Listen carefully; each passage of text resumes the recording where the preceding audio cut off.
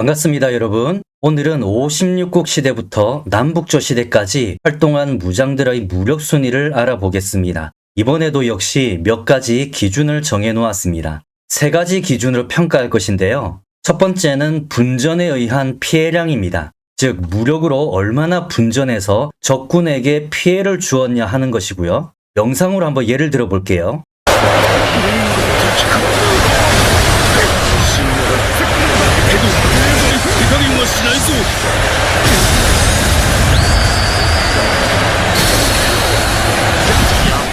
비록 게임이지만 이해를 돕기 위해서 보여드린 것인데요. 오늘 평가할 장수들 중에 무력 순위를 정할 때 이처럼 분전을 통해서 적군에게 막대한 피해를 준 것이 기록에 나와 있으면 그 장수는 더 높은 점수를 주었습니다. 어떤 분들은 저 게임이지 어떻게 실제로 저런 일이 있겠냐 하지만 기록으로 봤을 때는 진짜 이런 일들이 있긴 있습니다. 두 번째 기준은 해당 장수의 무력으로 인해서 승패에 어떤 영향을 주었느냐입니다. 마지막 세 번째는 당시 사람들로부터 어떤 평가를 받았느냐입니다. 자, 그럼 시작하겠습니다. 무력 공동 8위는 진안과 하발승입니다. 무력 수치는 90이고요. 진안은 56국 시대 초기 군벌로서 스스로 양왕으로 칭한 인물입니다. 그는 관중 서쪽에 있는 천수군 출신이고요. 고향이 소속된 진주자사였습니다. 자, 진안의 고향 천수군은 오늘날도 존재합니다. 삼국지에 나오는 강유가 또 천수 출신이죠. 자, 보시면 여기 시안시가 장안이죠.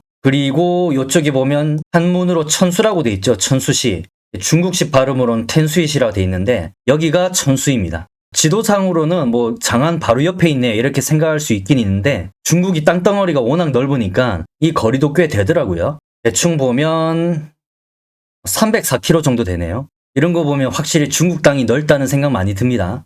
당시 옆 동네 관중에서는 유효가 패권을 장악하고 있었거든요. 진안은 유효에게 아련을 청했었는데 유효가 몸이 아프다고 거절을 합니다. 이것에 크게 화가 난 진안이 유효의 영토를 약탈하기도 하고 장수들을 죽이는 행패를 부립니다. 진안도 성격이 참 괴팍하죠. 아련을 거부했다고 깽판을 부리니까요. 진안은 유효가 병을 핑계댄다고 생각했지만 사실 핑계가 아니라 유효는 진짜 몸이 아팠거든요.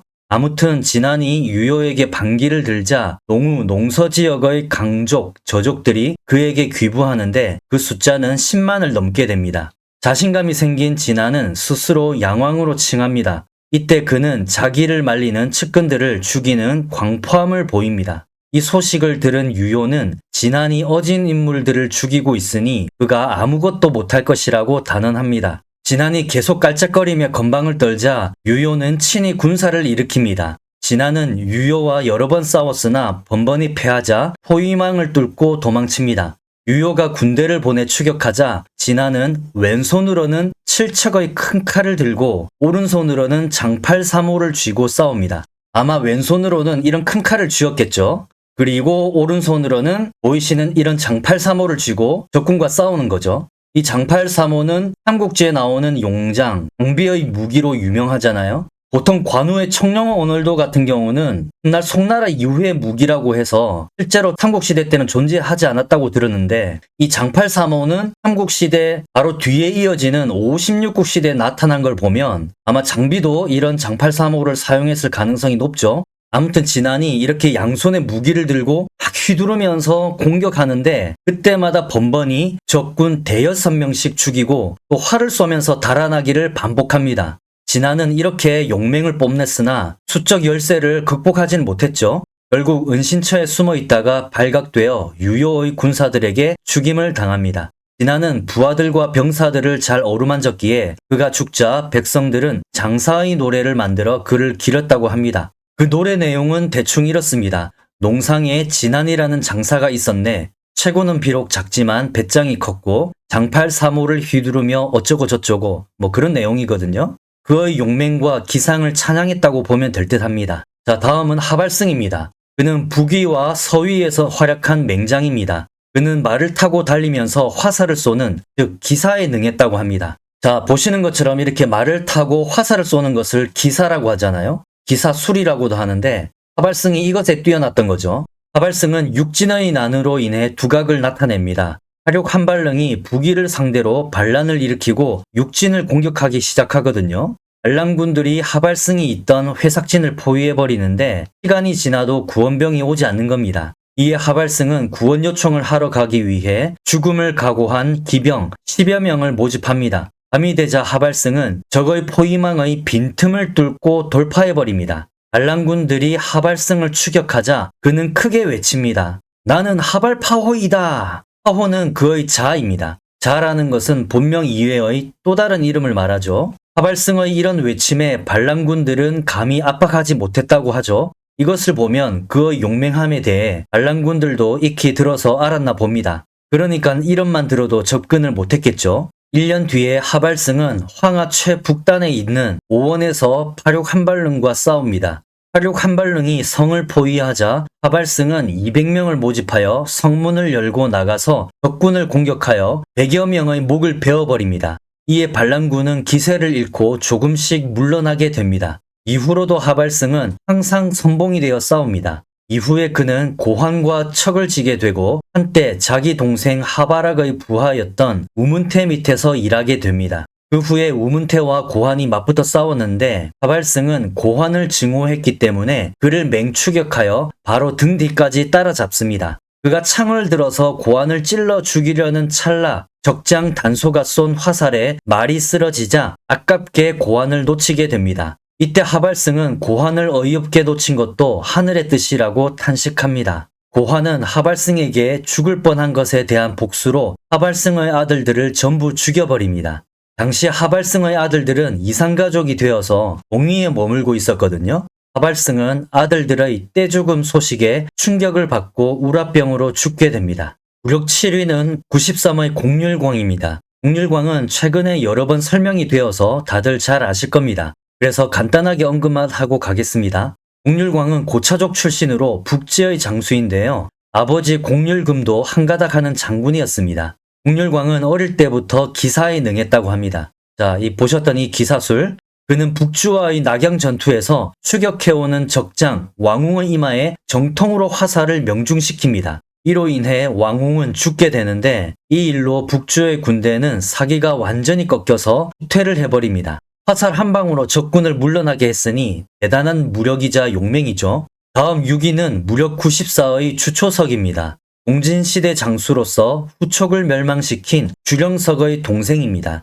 형제가 다 장수로서 이름을 날렸다고 볼 수 있죠. 그의 맹활약은 유유의 부장으로 북이군을 격파한 것입니다. 유유는 후진을 멸하기 위해 황하로 북상했는데 이때 북위에서는 자기들을 치는 줄 알고 군대를 보내 유유를 치게 합니다. 유유는 황하 북쪽에 군대를 상륙시키고 각월진을 펼친 채 그 앞줄에는 수레와 방패를 배열시킵니다.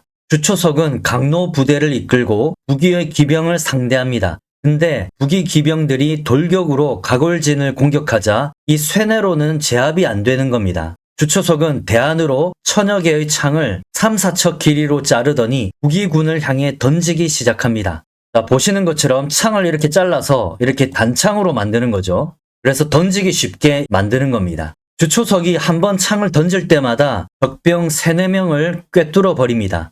결국 주초석의 이 공격으로 북위군의 대열이 한순간에 무너집니다. 이 싸움에서 적장 아박간이 전사하면서 기세는 순식간에 주초석으로 기울어집니다. 주초석은 도망가던 북위 군대를 추격하여 다시 한번 크게 깨뜨립니다. 결국 이렇게 하여 동진의 군대는 주초석의 맹활약으로 승리하게 됩니다. 그는 유유가 자리 비운 관중을 지키다가 북하, 즉 하나라의 침공을 받게 되고 형 주령석과 함께 죽게 됩니다. 유유의 실책으로 인해 동진의 유력한 장군들이 이 전투에서 대거 몰살을 당합니다. 이렇게 주초석은 엄청난 공을 세운 뒤에 허무하게 전사하게 된 것입니다. 공동 5위는 무력 95의 양대한과 고오조입니다. 우선 이 양대한을 살펴보겠습니다. 그는 조족 출신으로 북위의 맹장입니다. 북위 효문제는 남제를 치기 위해 상서 이충에게 용맹한 자를 선발하라고 명령을 내리거든요. 이때 양대한이 자원하여 스스로를 추천합니다.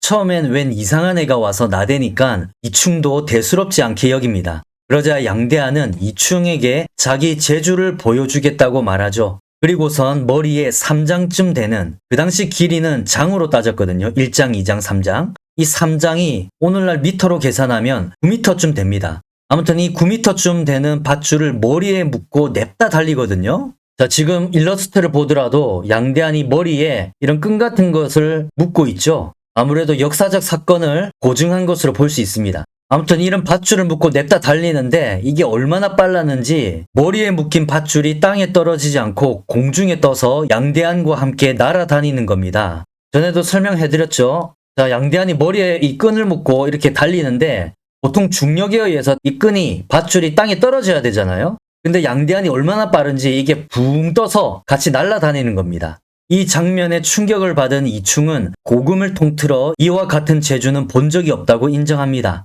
이로부터 양대한은 각종 전쟁의 대장으로 군을 지휘하여 연전연승합니다. 기록에는 그에 대한 수식어가 참 화려합니다. 웅장하다, 용맹하다, 관우와 장비도 그에게 미치지 못한다, 용맹함이 으뜸이다 등등. 또 양나라 아이들도 양대한의 이름만 듣고 울음소리를 그쳤다고 할 정도이니 그의 위용이 엄청나긴 했나 봅니다. 이렇듯 화려한 평가가 뒤따르지만 실제 기록에서는 그가 혼자 적진을 휩쓸고 무쌍을 찍었다거나 하는 것들이 없습니다. 오히려 지휘관으로서 적군을 격파하는 장면이 더 많이 나오거든요. 즉 당대 사람들의 평가를 실제 확인할 수 있는 실질적인 싸움 실력에 대한 기록이 거의 없다는 거죠. 그러함에도 당시 사람들의 평가가 이와 같은 것을 보면 확실히 우리가 모르는 무언가가 있었나 봅니다. 기록에 남겨지진 않았지만 당시 사람들이 실제 목격한 양대한만의 무력이 있었을 수도 있겠죠. 만일 양대한이 적진을 휩쓰는 그런 기록이라도 있었으면 순위는 훨씬 높았을 텐데 그런 점이 별로 없어서 순위가 생각보다 낮게 책정되었습니다. 자, 다음은 고조입니다. 그는 원래 이름이 고왕이고 오조는 그의 자입니다. 그러나 자로 더 많이 불려서 고오조라고 부르거든요. 그는 어릴 때부터 건장한 기운을 가졌고 압력이 남달랐다고 합니다. 또 창술과 기마술에 있어서 세상에 견줄 사람이 없을 정도로 탁월했다고 합니다. 이렇게 창을 휘두르고 싸우는 것에 능했다는 거죠. 그는 이주영에게 밉보여서 감옥에 갇히는 신세가 됩니다. 그러나 이주영이 암살당함으로써 자유의 몸이 됩니다. 이주영을 암살한 효장제가 이주씨들에게 죽임을 당하자 고오조는 형 고건과 함께 신도에 운거합니다. 그러자 이주영의 친척인 이주세룡이 5천 군사를 이끌고 쳐들어옵니다. 이때 고오조는 다짜고짜 기병 10기만 이끌고 출격하거든요. 형 고건은 이것을 알고 기겁을 하여 500군사를 파견하여 구원하게 합니다. 근데 구원병이 도착하기도 전에 고오조는 적군을 격파해버립니다. 요 10여 기로 5,000명의 적을 무너뜨린 거죠. 그는 이후 고환의 부하가 되는데 이주조를 비롯한 여러 이주씨들이 고환을 치러 오자 고오조도 참전합니다. 이때 고오조는 한족 부대를 이끌고 있었는데 고환이 용맹한 선비족 부대를 보태주려고 합니다. 그러나 고오조는 이를 거부하고 한족 부대로만 싸움터에 뛰어듭니다. 본격적인 싸움이 시작되자 고환이 불리하게 되었는데 이때 고오조가 기병으로 돌격하여 적을 대파하고 아군의 승리를 이끕니다. 확실히 말 타고 싸움박질하는 것에는 특출났던 것 같죠. 그러나 고오조는 훗날 우문태를 얕보고 돌격하다가 군대가 몰살당하고 혼자 도망치다가 추격병들에 의해 죽게 됩니다. 기록을 보면 사람들은 그를 항우에 비교했다고 하거든요. 당시 사람들은 용맹한 사람을 보면 보통 관우와 장비에 비교를 하거든요. 근데 항우와 비교된 사람은 고오조가 유일합니다. 원래 항우에 비교될 사람은 없죠. 누가 감히 항우에 비견되겠습니까? 근데 고오조가 항우에 비견되었다는 것은 그의 용맹이 그만큼 대단했다는 증거겠죠. 근데 용맹을 떠나서 성격은 항우와 참 비슷합니다. 고오조도 항우처럼 성격이 거칠고 눈 하나 깜짝 안 하고 사람을 죽이기도 했었거든요. 그래서 적이 많았습니다. 결국 그로 인해 아군 장수가 성문을 안 열어줘서 추격병들에 의해 죽은 것이죠. 아무튼 그가 용맹한 것은 분명하긴 한데 그러함에도 기록으로 보여지는 그의 무력은 상위 순위의 장수들에 비해 뭔가 임팩트가 부족한 느낌이어서 7위에 머물게 되었습니다. 4위는 무력 96의 등강입니다. 등강은 북연의 부하로서 전진의 전성기를 이끈 장수입니다. 그는 동료 장군 장자와 함께 만인지적, 즉 만명을 상대할 수 있을 만큼 용맹하다는 평가를 받았습니다. 등강은 단순히 용맹하기만 한 것이 아니라 군 통솔력도 준수한 인물입니다. 그 용맹이 돋보이는 장면은 바로 전형과의 전쟁이거든요. 부견이 전현을 침공했는데 이때 등강은 왕맹, 장자와 함께 출전합니다. 전현과의 일전을 앞두고 왕맹은 등강에게 장군이 아니면 적을 격파할 수 없으니 힘을 써주시오 라고 말합니다. 그러자 등강은 자신을 사회교의로 임명해주면 분발하겠다고 조건을 제시합니다. 그러나 왕맹은 사회교의 같은 중책은 자기 혼자 결정할 수 없기 때문에 대신 태수와 만호우에 봉하겠다고 약속합니다. 그러자 등강은 삐져버립니다. 전현과의 전투가 치열해질 때쯤 왕맹이 살펴보니까 등강이 안 보이는 겁니다. 왕맹은 사람을 보내 불렀으나 등강은 자기 장막 안에 누워서 일어나지 않는 겁니다. 다급해진 왕맹이 직접 말을 몰고 찾아가서 사회교의를 약속하자 그제사 등강은 못 이기는 척 일어납니다. 이렇게 기지개를 쫙 펴면서 힘 한번 써볼까? 뭐 이렇게 하는 거죠. 그는 술을 잔뜩 마신 후에 장자 서성과 함께 말을 타고 창을 휘두르면서 전현의 진영으로 수십 차례 돌파하고 빠지기를 반복합니다. 이 돌파에 전현의 병사 수백 명이 참살을 당합니다.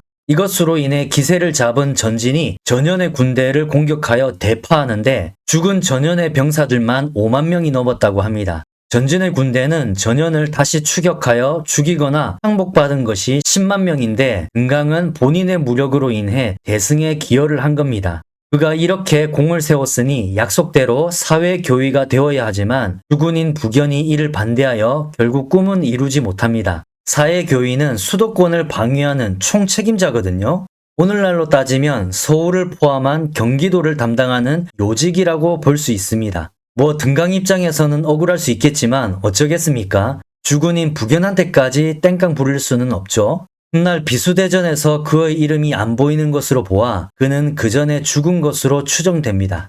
3위는 무력 97의 부생입니다. 부생은 전진의 황제 부건의 아들이고 명군 부견의 사촌형입니다. 그는 맨손으로 맹수를 때려잡을 정도로 용맹했고 기마술에도 매우 능했다고 합니다. 부생은 어릴 때부터 애꾸눈이었는데 자 보이시면 애꾸죠. 눈 한쪽이 없습니다. 할아버지 부홍이 농담으로 애꾸인 사람은 눈물을 한쪽으로만 흘린다는데 맞냐고 묻거든요. 자기 할아버지가 치부를 건들자 분노한 부생은 칼로 애꾸는 부위를 찔러 피가 흐르게 합니다. 그리고는 큰소리치죠. 이 또한 눈물이요. 놀란 할아버지가 부생을 해초리로 마구 때립니다. 이런 손자의 발작을 본 부홍은 아들 부건에게 저놈은 집안을 파괴할 것이니 미리 죽이라고 합니다. 기록에도 부생이 매우 난폭했다고 하거든요. 그러나 다행히도 부생은 죽지 않고 살아남습니다. 아버지 부건이 전진의 황제가 된 후에 동진의 환원이 쳐들어옵니다. 부생도 장수로서 출전하는데 장안 근처 남전에서 양측 군대가 싸웁니다.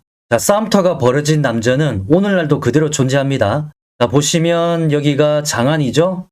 좀 땡겨서 보면 여기 남전현이라고 되어 있거든요. 이곳이 환원과 전진의 군대가 맞붙은 장소입니다.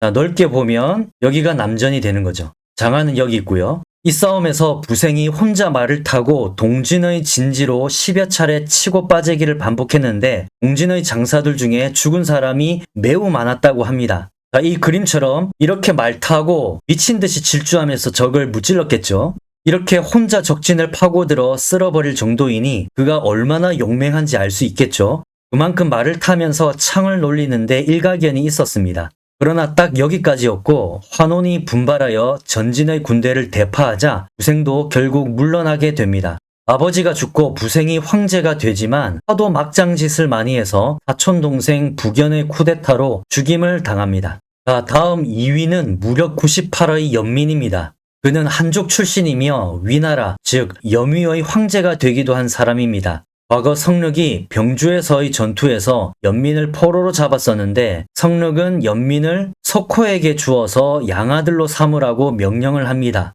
그래서 연민은 성을 석시로 바꾸어서 성민으로 불리기도 했습니다. 그가 장성하자 날래고 용감하며 행약이 많아서 석호가 총애했다고 합니다. 석호가 후조의 황제가 된 후에 군대를 보내 전현을 칩니다. 그러나 시간이 지나도 성이 함락되지 않자 후조는 퇴각하거든요. 이때 전현의 모용각이 추격하여 후조군을 대파하고 3만 명을 참살합니다. 연민도 그 당시 후조군에 있었는데 유독 그의 군대만은 온전했다고 합니다. 그만큼 용맹하기도 하고 군대를 잘 다스렸다고 볼 수 있겠죠. 이후 석호는 장수들을 보내서 동진의 형주를 치게 하는데 이때 연민이 출전하여 적장 최회를 죽이는 공을 세우기도 합니다.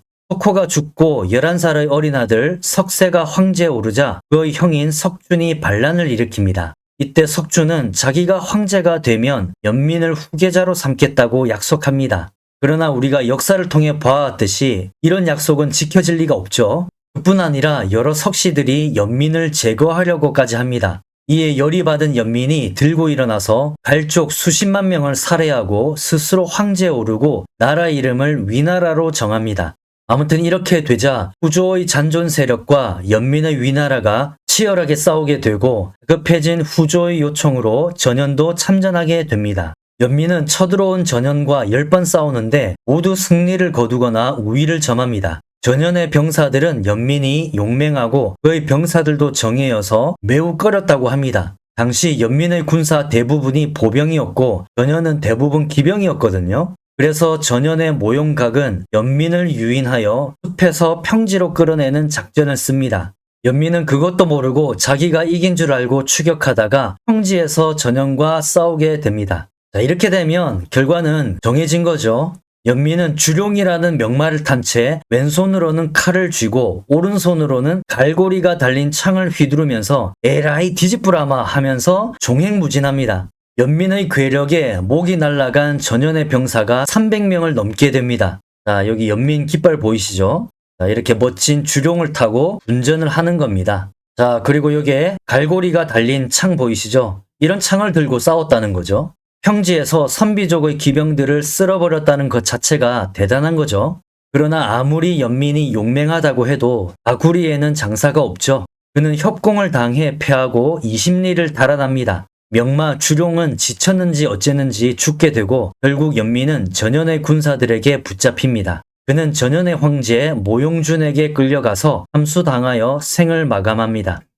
자, 대망의 무력 1위는 공동 1위입니다. 바로 설안도와 소마가입니다. 무력의 수치는 99입니다. 사실 이 두 사람 중에 누가 더 우위일까 고민 좀 했었는데요. 둘 다 너무 대단한 것 같아서 그냥 공동 1위로 정했습니다. 여러분들이 평가해 보시는 것도 좋을 듯 합니다. 먼저 설안도부터 설명할게요. 설안도는 북위와 유송에서 활약했었는데요. 원래 그는 북방 하동 사람입니다. 바로 삼국지 관우와 고향이 같죠. 설안도는 북위 태무제 탁발도를 상대로 홍농에서 반란을 일으킵니다. 사실 이것도 참 대단한 게 다른 사람도 아닌 태무제 탁발도를 상대로 반란 일으켰다는 게 참 깡이 대단하죠. 그러나 어찌됐든 이 반란은 실패로 돌아가고 그는 유송으로 도망쳐서 송문제의 장수가 됩니다. 아시다시피 송문제는 북벌의 진심인 황제였잖아요. 설안도가 또 북방 사람이고 길도 잘 아니까 북벌에 참여하게 됩니다. 이때 유송의 군대는 대략 세 갈래로 나아갑니다. 첫 번째는 이렇게 산동 지방으로 치고 올라가는 것과 두 번째는 이 중원 연주 쪽으로 들어가는 것과 세 번째는 이렇게 이쪽 관중으로 가는 방향인 거죠. 설안도는 바로 관중을 목표로 진군합니다. 그는 웅이산을 넘어 홍농으로 바로 빠집니다. 송문제가 설안도를 홍농으로 진격시킨 것은 아마도 그가 예전에 홍농에서 반란을 일으켰기 때문에 그쪽에 대해서 잘 알기 때문이라고 생각드네요. 자, 설안도의 진로를 보면 여기 무관이 있거든요. 이 무관을 통과해서 이렇게 산을 타고 이렇게 이 지방, 여기 홍농으로 빠진 것으로 보입니다. 낙양하고 장안 사이에 있는 게 홍농이거든요. 설안도는 방법기와 함께 홍농을 공격하여 평정하고 공관을 칩니다. 좀 더 자세히 보면 여기에 함곡관이 있고 여기에 동관이 있거든요. 예, 지금 이 가운데에서 싸움이 붙은 거죠. 그리고 여기 낙양이 있고 장안이 있고 이러면 북위에서도 구원병을 파견하겠죠. 북위의 돌격 기병들이 공격해오자 유성의 군대가 불리하게 되거든요. 그러자 설안도가 분노하면서 후구와 갑옷을 전부 벗어버리고 소매 없는 붉은 적삼만 걸치고 창을 비껴든 채 혼자 말을 타고 적진으로 돌격합니다. 자, 보시는 것처럼 이 옷이 적삼이라고 하네요. 굉장히 얇은 옷으로 알고 있는데 설안도가 이것만 걸치고 싸우는 거죠. 완전 상남자입니다. 상남자. 이에 북위에서는 화살을 양쪽에서 쏘아댔는데 설안도는 이 쏟아지는 화살비 사이로 질주하여 적병들을 칩니다. 이것을 4차례나 하는데 죽거나 다친 북위의 병사들이 이루 헤아릴 수 없었다고 합니다. 유송의 구원병이 도착하자 북위도 이날은 일단 후퇴합니다. 다음 날이 되어 양측은 다시 싸웁니다. 유성의 군대가 북이군을 향해 돌격하는데 이때 설안도가 앞장서서 달립니다. 설안도는 북이군과 싸우면서 여러 번 창이 부려졌는데 그때마다 새 창을 쥐고 공격하기를 반복하거든요. 얼마나 많은 적을 죽였는지 설안도의 팔꿈치로 피가 고일 정도였다고 합니다. 그의 이런 활약으로 유성의 군대가 북이군을 대파하고 동관을 함락합니다. 그러나 중원 쪽 전선에서는 유송이 패했기 때문에 송문제는 설안도에게 퇴각 명령을 내립니다. 이후에 효무제가 황제가 된 후에 유유의 아들 유이선이 조카인 효무제에게 반란을 일으킵니다. 이 반란을 평정하는 전투에서 설안도가 참전합니다. 반란군 장수 중에 노상이 있었는데 그의 집안은 대대로 장군 집안이고 노상도 용맹하여 만인지적이라고 평가를 받았었거든요. 설안도는 멀리서 노상을 발견하자마자 냅다 말을 달려 창으로 노상을 찔러버립니다. 이때 노상이 설안도의 공격을 막으려고 했으나 그 전에 설안도의 창이 그를 먼저 찔러버린 거죠. 결국 노상은 죽게 되고 만인지적끼리의 싸움에서 설안도가 승리합니다. 근데 노상이 이 싸움에서 술에 취한 상태였거든요. 술을 안 마셨다면 결과가 어떻게 되었을지 모르겠지만 어쨌든 결과는 설안도의 승리로 돌아갑니다. 그 이후 유송에서 명제가 황제가 됩니다. 명제는 최악의 폭군인 조카 전패제를 죽이고 황제에 오른 인물인데요. 그러자 전패제의 동생인 유자훈이 이에 불만을 품고 황제에 오릅니다.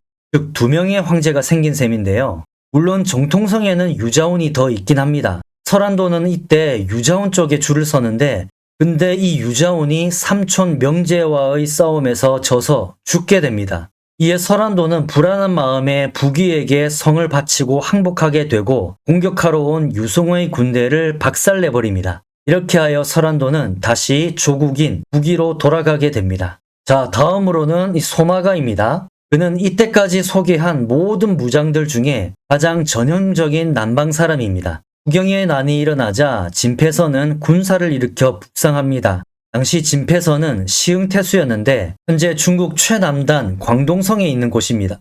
자, 이곳이 광동성이죠. 진패선의 북상에 지방호족이자 반란군 수장인 채로양이 막아 나섭니다. 이 채로양의 처조카 혹은 처남이 바로 소마가인데요. 당시 13살이었다고 합니다. 소마가는 단기 필마로 진패선의 진중을 공격하였는데 그를 당해내는 사람이 없었다고 합니다. 어린 나이부터 대단하죠. 그러나 이 싸움에서는 진패선이 승리하고 소마가는 진패선의 부하가 됩니다. 그로부터 6년 뒤 556년에 북제가 양나라를 침공합니다. 당시 양나라 실권자인 진패선이 북제를 막아 나서거든요. 소마가는 후안도의 부장으로 전투에 참여했는데 후안도가 소마가에게 이런 말을 합니다. 병이 날쌔고 용맹하다는 평가가 있던데 1000번 듣는 것보다 한 번 보는 것이 더 낫소. 이 말은 자네가 싸움 좀 한다는데 한번 보여달라는 거죠. 이에 소마가는 오늘 공으로 하여금 그것을 보게 하겠습니다 라고 말합니다. 싸움이 한창 벌어지자 후안도가 말에 떨어져서 국제 군사들에게 포위당해서 죽을 위기에 처하거든요. 바로 이때 소마가가 혼자 말을 타고 큰 소리를 지르며 북제의 군대에 부딪혀 들어갑니다. 그는 포위망을 쪼개버리고 후안도를 구출해냅니다. 자, 이것을 아군 병사들과 함께한 것이 아니라 혼자 구출해낸 것이죠. 이후 양나라가 멸망하고 진나라가 들어선 후에도 소마가의 활약은 계속됩니다. 국제가 어지러워지자 진선제는 북벌군을 일으킵니다. 오명철과 황법구가 북상하여 북제를 침략하거든요. 북제는 군대를 파견하여 남진의 군대를 막습니다. 북제는 키가 크고 힘이 센 장사들로 선봉대를 만들었는데 그 중에 흉노족도 있었습니다. 이 흉노족 중에 유독 명사수 한 명이 있었거든요. 그 흉노족이 활을 쏘는 족족 남진의 병사들이 쓰러지는 겁니다. 총대장 오명철은 소마가를 불러서 저 흉노를 무찌르면 그대는 관우보다 못하지 않을 것이요 하면서 내보냅니다. 이에 소마가는 수를 원샷 때리고 혼자 말을 타고 적진으로 달려갑니다. 이것을 본 그 명사수 흉노족이 앞으로 나와 소마가를 향해서 활을 쏘려고 이렇게 시위를 당기거든요. 그때 소마가가 이 표창을 세게 날렸는데 그 표창이 흉노족 이마에 정통으로 꽂힙니다. 표창을 맞은 흉노족은 앞으로 폭 꼬꾸라집니다. 그러자 덩치 큰 북제의 선봉병사 10여 명이 소마가에게 달려듭니다. 그런데 소마가는 그들 10여 명을 혼자서 칼로 베어버리는 충격적인 무력을 선보입니다. 결국 사기가 완전 떨어진 북제군대는 대패하고 덕장, 장손, 홍략이 전사합니다. 남진의 이런 대승은 소마가가 혼자 무쌍을 찍은 것이 계기가 된 것이죠. 그 이후 소마가는 북주의 군대와도 열양에서 싸웁니다. 북주 장수 우문흔이 수천 기병으로 맞섰는데 소마가는 단 12기만 이끌고 북주 군대 깊숙이 돌입해서 수많은 적병들의 목을 날립니다. 이 정도면 싸움에서는 두말하면 입이 아픈 수준이죠. 그 이후 수나라가 천하 통일을 위해 남진하자 소마가가 출진하는데 황제 진숙보는 이 틈에 소마가의 아내와 간통을 저지릅니다. 이 소식을 들은 소마가는 전의를 잃어버리고 전투를 포기하다시피 합니다. 결국 진나라는 망하고 소마가는 수나라 장수가 됩니다. 그는 수문제의 아들 한왕 양량의 부하가 되는데 양량이 형인 수양제에게 반란을 일으키거든요. 소마가도 이 모반에 참여하게 됩니다. 결국 소마가는 반란을 진압하러 온 양소의 군대에게 패하고 처형당합니다. 아무래도 자기 상사가 반란을 일으켰는데 동참하지 않을 수는 없었겠죠. 이때 죽은 소마가의 나이가 73세였습니다. 자, 이렇게 하여 무력 순위를 알아보았습니다. 너무 길어서 생략했던 그 외의 인물들에 대해 잠깐 설명하고 마무리하겠습니다.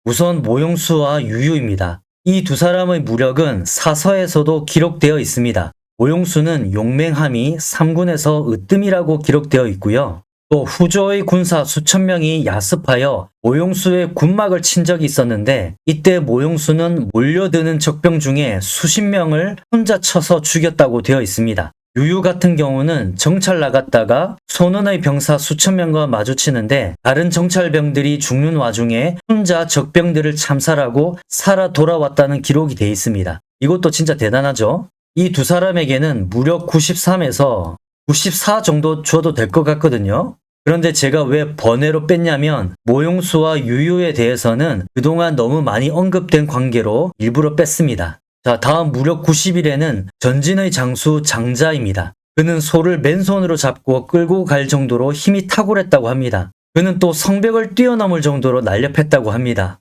원래 그는 부견과 대적해서 싸우던 장수였는데 혼자 치고 날뛰는 그 용맹에 반한 부견이 부하 장수들에게 그를 사로잡을 것을 명령합니다. 이때 장자는 훗날 후량을 건국하는 여광과의 일기토에서 부상을 당하고 등강에게 사로잡힙니다. 이후 그는 등강과 함께 전현의 군대를 무너뜨리기도 하고 만인지적이라는 평가도 받았거든요. 그래서 더 높은 점수를 줘도 되지만 그가 여광과의 1대1 싸움에서 부상당하고 또 등강에게 포로로 잡힌 점이 크게 감점 요인이 되었습니다. 장자와의 일기토에서 승리한 여광도 나름 무력이 괜찮은 것 같긴 한데 그것 말고는 그 용맹이나 무력에 대한 기록이 거의 없기 때문에 평가하기가 참 애매하더라고요. 그래도 장자를 꺾었으니까 뭐 점수를 좀 더 높게 주어도 무방하겠죠. 근데 여광 같은 경우는 무력보다는 오히려 군 통솔력에 대한 기록이 더 많은 편입니다. 나름 명장축에 속하기도 하고 그래서 훗날 후량을 건국하기도 하거든요.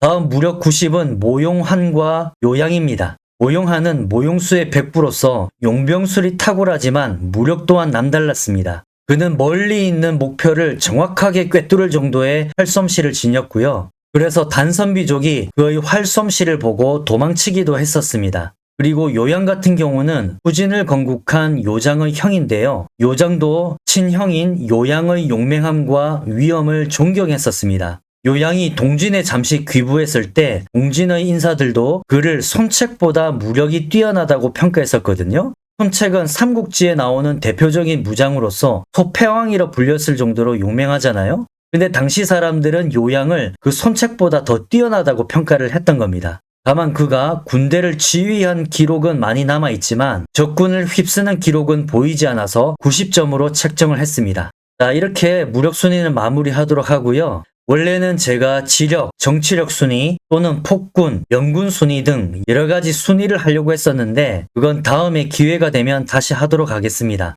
왜냐면 제가 이거 자료를 찾고 정리하는 것이 생각한 것 이상으로 시간이 너무 많이 소요되더라고요. 그로 인해 제가 기력이 또 많이 손상되기도 했습니다. 그래서 지쳐서 지금 하기는 좀 힘들 것 같고요. 다음에 여유가 있을 때 다시 하도록 하고요. 시청해 주셔서 감사드립니다.